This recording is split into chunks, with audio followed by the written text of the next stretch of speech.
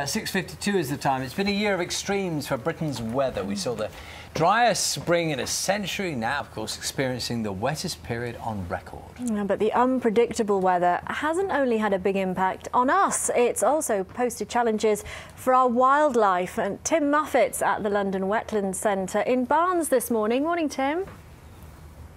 Yes, good morning to you. As you say, what a year it has been in weather terms. A dry spring, the wettest summer, more rain since then. Sometimes the effects have been obvious. When it comes to wildlife, often less so. Now here at the London Wetland Centre, the migratory birds which come here, they've been affected. We'll be finding out about those in just a minute. But as the UK's largest landowner, the National Trust is in a pretty good position to kind of assess the overall impact. And I caught up with their wildlife expert, Matthew Oates, to see who he considers to be the wildlife winners and losers of 2012.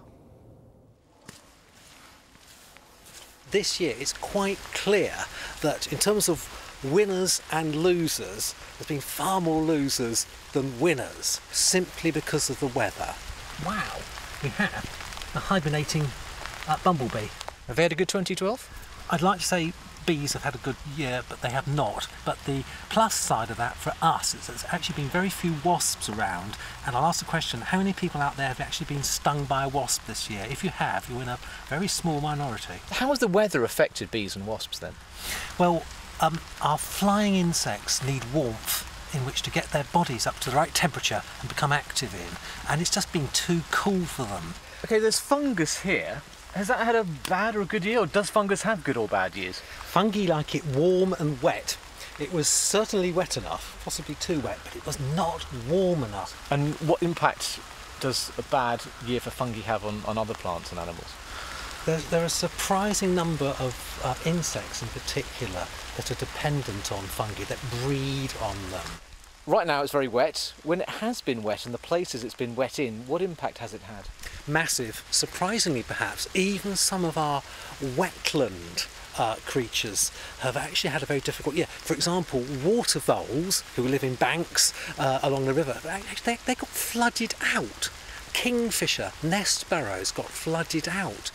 The wildlife losers of 2012 might outweigh the winners, but winners there most certainly were.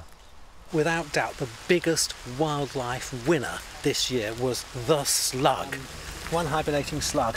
Why have we seen so many of them this year? Quite simply, they like it warm and wet, and it's been warm enough for them and certainly wet enough. It is a problem for gardeners and horticulturists and farmers in a big way. Does anyone benefit from slugs? Well, my ducks love them. I'm going to pop him back.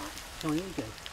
This has been a hugely successful year for vegetation growth, and not just the coarse, tall, vigorous things like the coarse grasses and nettles and brambles. Sure, they've had a great time, but some of our more lovely plants, our flowers, have actually done incredibly well. It was a wonderful year for our wild British orchids. Quite a few plants and animals did very well locally, presumably because they benefited from local weather windows. For example, seals, our common and grey seals, have had a fantastic year for pupping this autumn, particularly along the east coast. As a naturalist, what weather are you hoping for in the new year? We haven't had overall a good summer since 2006. We are overdue big time. So there is some good news mixed in with the bad news as well. Let's have a quick chat to Jamie from the Wildfowl and Wetlands Trust. Jamie, give us some good news first of all when it comes to migratory birds, the sort of birds you see here. OK, like the National Trust, we've seen ups and downs for wildlife this year. Good news for birds. Wetland birds, wildfowl, birds that need access to fresh water, unfrozen, have had a good year because we've had 2 mild winters. So the shoveler, for example, you've seen more of, haven't you? Absolutely. Shovelers are a beautiful duck. They overwinter here, and we have nationally significant numbers here, so it's quite an important site for them, and they would have had a very good year. OK. What about bitten. They've been up as well, haven't they? They have, previously quite rare, now making a bit of a comeback. We get up to 6 wintering here, and we think we've got about 3 on site at the moment. People love to come and try and spot them in the reeds. But again, unfrozen water, perfect for bittens. Okay, well, cool. Later on we'll have a bit more of a chat about some of the other winners and losers of 2012. And obviously, as we saw in the report, the fact that winged insects have had a bad year, that obviously has had a knock-on as well. Just about hearing this morning some of the birds waking up, if that's what they do, and later on as light comes up, I'm sure we'll be able to see some of the birds here. Several numbers are up because of the mild weather, relatively mild. It has a positive impact, as Jamie was saying. So more from the London Wetland Centre a little later. Back to you guys. Tim, thanks very much.